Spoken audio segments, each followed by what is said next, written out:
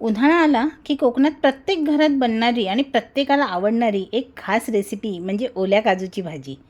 आज आपण अगदी सोप्या पद्धतीने घरच्या घरी चमचमीत झणझणीत मालवणी स्टाईल ओल्या काजूची भाजी बनवणार आहोत.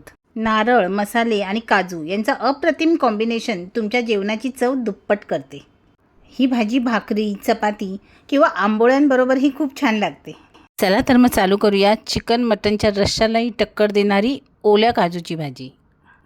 सगळ्यात आधी मी गरम पाण्यात 10 ते 15 मिनटं मी काजू टाकून ठेवले होते, जेणेकरून त्याची साल लवकर निघते आणि त्याचा डीकही लागत नाही.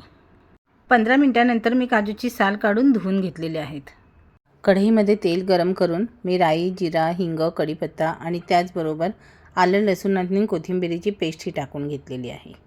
थोडं परतून त्यामध्ये बारीक चिरलेला कांदा टाकून घेतला. कांदा लालसर झाल्यावर बारीक चिरलेला टोमॅटो टाकून मऊ होईपर्यंत परतून घेतलेला आहे. टोमॅटो मऊ झाल्यावर कांदा खोबऱ्याचं वाटण टाकलेलं आहे. मालवणी कांदा खोबऱ्याच्या वाटपाची रेसिपी आपल्या चॅनलवर अगोदरच टाकलेली आहे. मी त्याची लिंकसुद्धा खाली देते. आता मी भाजीमध्ये मालवणी मसाला, हळद आणि गरम मसाला टाकून हे सर्व मिश्रण एकजीव करून घेते.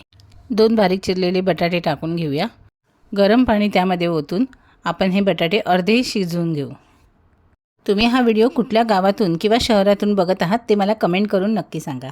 एकच भाजी प्रत्येक गावागावात वेगळ्या वेगळ्या पद्धतीने केलेली जाते. तुमच्याकडे ही कोणती पद्धत आहे तीही मला कळवा. आपल्या भाजीला छान उकळी आलेली आहे. आता त्यामध्ये आपण काजू टाकून घेऊ. कढईवर झाकण ठेवून 15 मिनटासाठी शिजवून घेऊ. 15 मिनटांनी मीठ टाकून एकजीव करून घेऊ. कोकणातील पारंपरिक ओल्या काजूची भाजी तयार.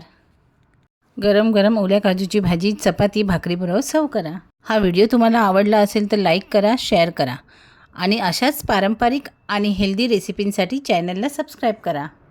त्याचबरोबर बेल आयकॉन प्रेस करा म्हणजे आपल्या व्हिडिओचं नोटिफिकेशन तुम्हाला लगेच मिळेल.